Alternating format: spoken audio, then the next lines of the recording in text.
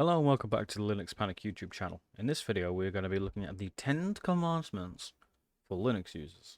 But first, don't forget to hit the like and subscribe button and give that notification bell a good old ring so you don't miss out on any future videos. So you're probably wondering, well, Nick, what do you mean by the 10 commandments for Linux users? Well, if you've ever thought that Linux or people around the space or just people who use it in general treat Linux as a cult, then you are 100% right.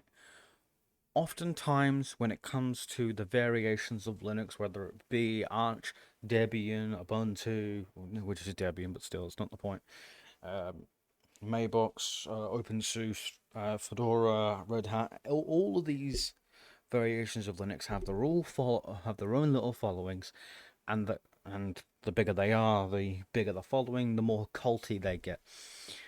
But people who use Linux as a whole come to the general agreement that this is a cult. Once you're in, you are not getting out. We treat Linux as a cult, and it is a cult. So, if we're going to treat it like a cult, let's have the commandments for our cult. So I am going to be going over the 10 commandments of our cult and going over them and explaining them a bit more.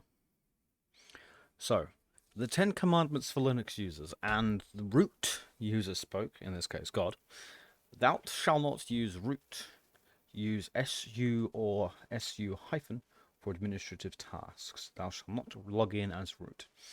So, when it comes to using any piece of software package, it is imperative that you do not install it as root, because installing it as root gives it direct access to the operating kernel, which is not what we want. It gives it direct access to everything on the system. For example, if running a web server and you install the web server as root, doing so gives anyone that has any nefarious intentions an opportunity to just come down and go, you're using that as root. Don't mind if I do come and just steal your operating system for my personal use. It's a shame. It's just never ever install something as root. Do it as super user or use sudo, but never install it as root. Don't log in as root. Don't ever log in as root. Never install anything as root. Do it through super user. Commandment number 2. Thou shalt use the package manager when possible. Sometimes installing from source code can't be avoided, but when you use your distro's package manager to install software, you can also use it to update and remove it. This is one of the main strengths of Linux. So, how many variations of Linux have you used that has a package manager? And you're probably thinking, well, that's all of them. Well, how many variations of Linux have you used that doesn't have a package manager of some form? With Arch, you've got the Arch user repository, that's a package manager. You can't say it isn't because we all know it is. With Debian, that comes with its own package manager. With Ubuntu, it comes with the Ubuntu store and Snap and bottles. And we hate Snap here. Snap is no good. We all hate it. When it comes to Fedora, that has its own. Everything has its own package manager, and it's intended to be used in such a way, which is fine, because if it comes from there, we know it should work, and we can update and remove it.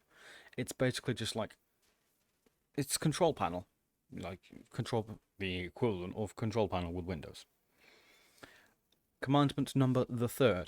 Thou shalt be part of the community. Freely give what you have received for free. Offer help and advice whenever you can. And here I am, embodying the true spirit of commandment number the 3rd. I want to help you with Linux, and that's why I make these videos, because I enjoy doing it, and it does help people. There have been plenty of people that have been stuck on something, and I have helped, and I'm more than happy to carry on doing it. It's something I enjoy. Commandment number the 4th. Thou shalt read documentation and man pages, Always read the documentation. The people who wrote the software tried to anticipate your questions and provided answers before you asked. How many times have you tried to do something and go, well, I don't know what's going on, I'm stuck, and you haven't consulted the man pages and went straight to the forum and just asked something that someone's just said, well, it's in the manual, look at the manual. People are like that, but that is to be expected. So it is advised that you are to read the documentation and man pages. Sometimes it's just easy to ask someone instead. But however, consult the documentation and man pages first. I recommend it. Commandment number the 5th. Thou shalt use the available support system. Switching to Linux can be tough and it can be frustrating. It is frustrating. But there are a lot of people who want to help you. Let them. That's where I speak English.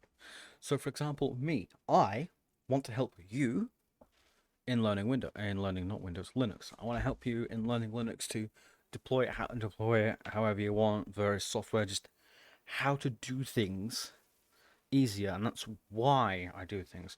I've had someone not too long ago say thank you for this how to install Steam on Arch Linux.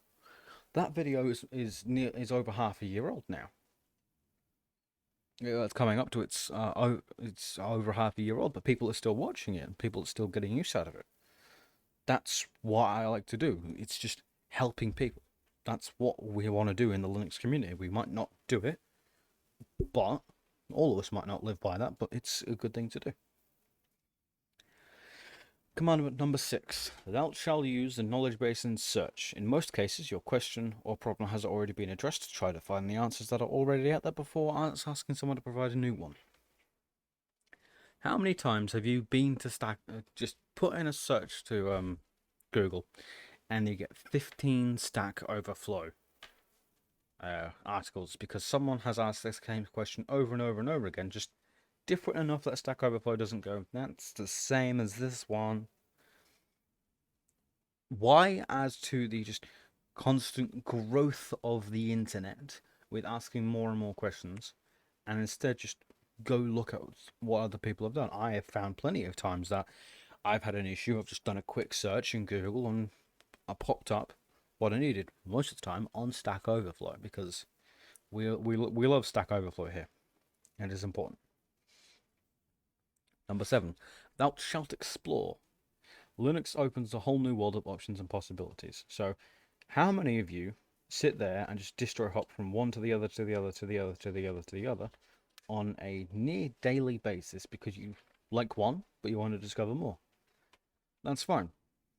Just finding out what you like in Linux is a good thing. So, keep distro hopping. There's nothing wrong with distro hopping. Just remember, save your home folder and keep hopping. Commandment number the 8th. Thou shalt use the command line, or at least try to. It is a very powerful tool and it's not that hard to use, really. Now, I can back this one up because plenty of times when I have been making a few of my videos, I have made install scripts for them. For example, my Wine install video. There are a plethora of install scripts for various operating systems, and that has been done with the intention of you just clone the repository, pick the install script for you, chmod plus x ./wine7 install ubuntu 22.sh, and then ./wine7 ubuntu 22 install.sh. Stuff like that. It's just using the command line is not this big scary thing that people make it out to be. It is very flexible and very, very powerful if you know how to use it. So embrace it. It's not that hard. Commandment number 9. Thou shalt not try to recreate Windows. Linux is not meant to be a clone of Windows. It is different. Embrace and appreciate the differences. Now, not many people live to this.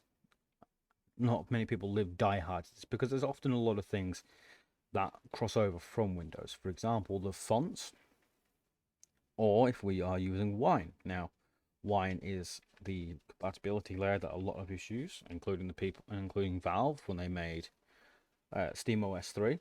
Valve actually made a third of something, believe it or not.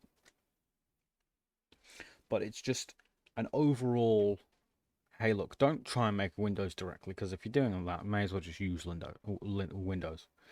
But it's just, it is impossible to follow the ninth commandment nowadays because of how ubiquitous the use of Windows, use of Microsoft, their software is, or attempting to do so. And the final commandment, commandment number the 10th, thou shalt not give up. I have tried several distributions before I found one I liked. I can still try distros from time to time. I have also tried several different programs to serve one purpose before setting on what I want to use now.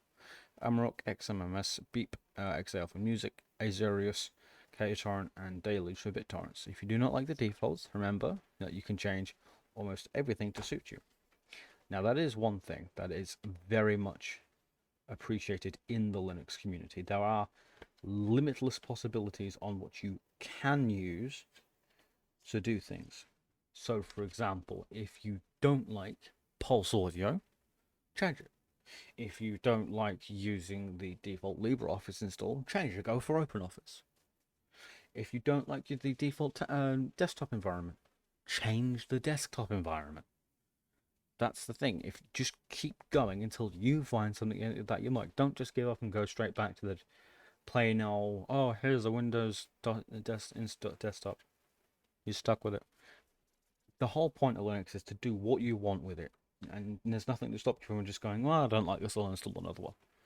Remember, there are limitless possibilities with Linux, but always remember to save your home directory. These are the 10 commandments for Linux. And the root user did speak it, so it is ideal for you to carry on and use Linux to the best of your ability.